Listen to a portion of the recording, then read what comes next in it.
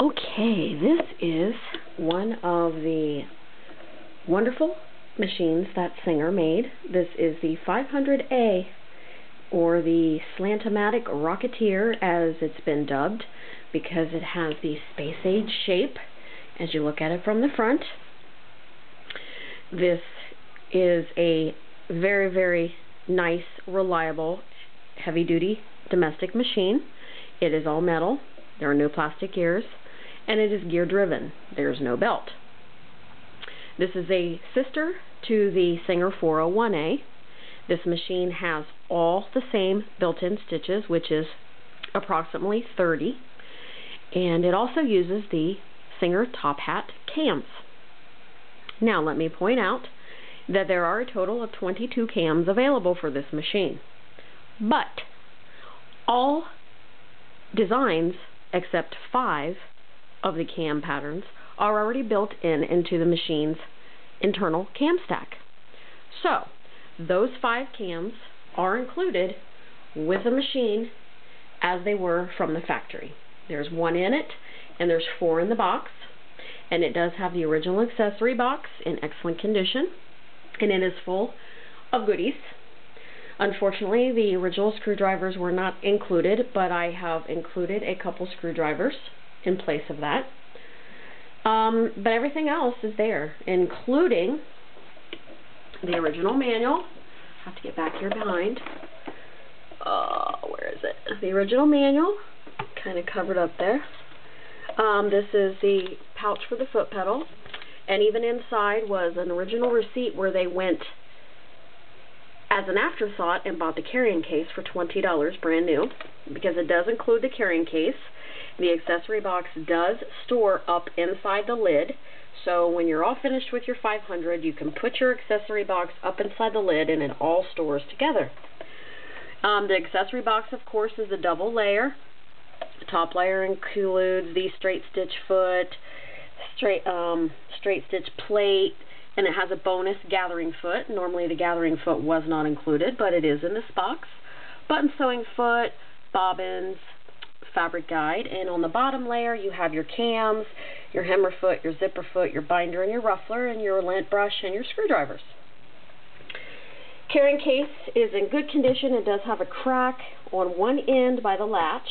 It is still very sturdy, very functional. The crack does not affect the case at all.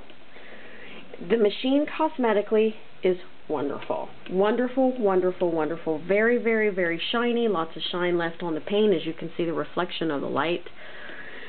Beautiful, beautiful machine.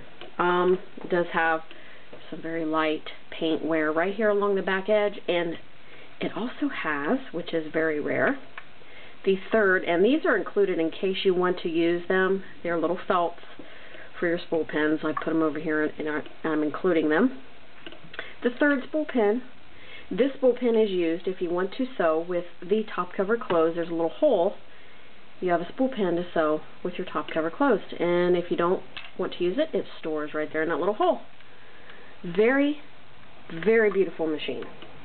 You can see it better when I take the pictures, because of course I only have a limited amount of time in the video, but I will take lots of detailed photos.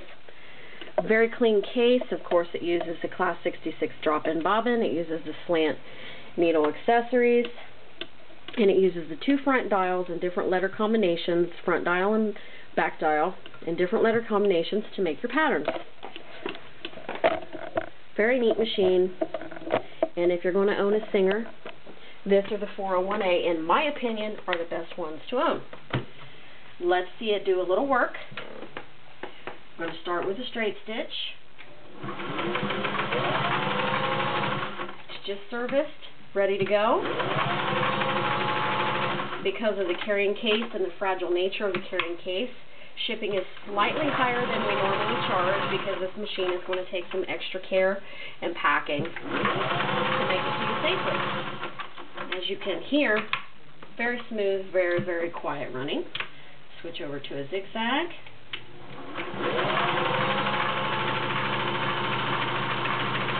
The noise you hear is my spool of thread. It's not the machine. Beautiful running machine. Pretty much in as-found condition. We didn't have to do a lot to it. I always put the width lever back to 1 because it just makes the dial so much easier to turn. If you try to leave your width set at 5 or something like that, your dials are very hard to turn. This is what I call the domino pattern. With a checkerboard, it kind of looks like a checkerboard. Very cool pattern. It's one of the built-ins. I'm accessing the machine's built-in cam stack. Now I will do a pattern from a cam, and that is the diamond. And you just set it right up here to special, put it on B, and away you go. You're going to sew your cam pattern. And now, I'm sorry, not a diamond, an arrowhead. Bring the arrowhead off the cam.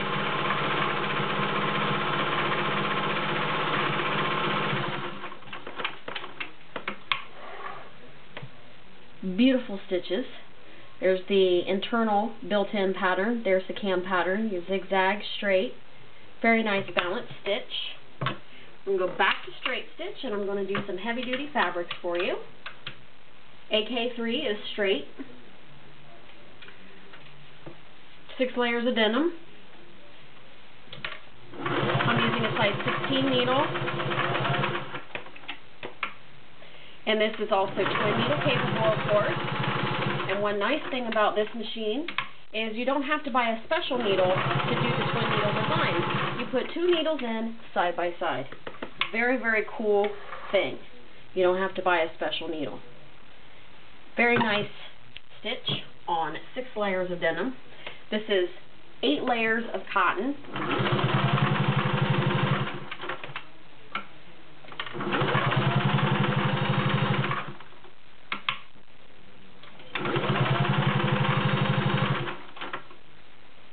Your presser foot pressure adjustment is located inside the nose piece, which, by the way, is in excellent condition. Normally, the nose piece might be loose because one of the pins are missing or broken off. This one is not. And you have a convenient threading diagram inside the nose piece, and your adjustment for your presser foot pressure is inside the nose door.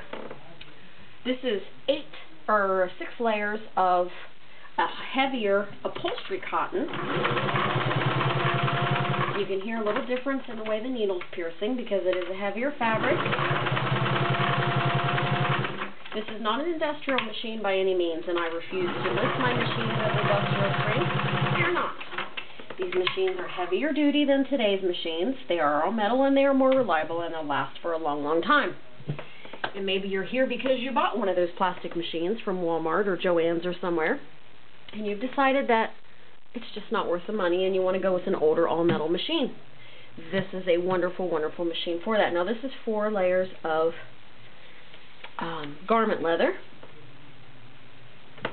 You know, it's not going to sew wallets. It's not going to sew saddles. It's not going to sew knife sheaths. You need an industrial strength machine for that, an actual industrial machine, not a domestic machine. The needles aren't big enough, and it just doesn't have the power, and it just doesn't have the capability. Now, if you want to sew a pair of leather pants, if you want to put a patch on your leather jacket, if you want to put a patch on your vest, this machine is fine.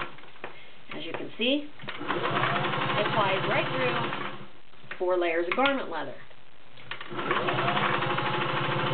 This is very pliant, soft leather. This is not heavy-duty leather, and I wouldn't try to sew that on this because I want this machine to last a long time. I don't want to burn out the motor.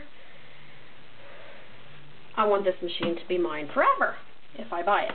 Now, this is nylon, delicate. I want to show that it will also do delicates as well as it does heavy.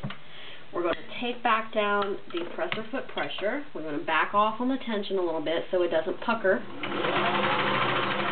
And another thing that you want to do if you're sewing delicates is go to a smaller needle size.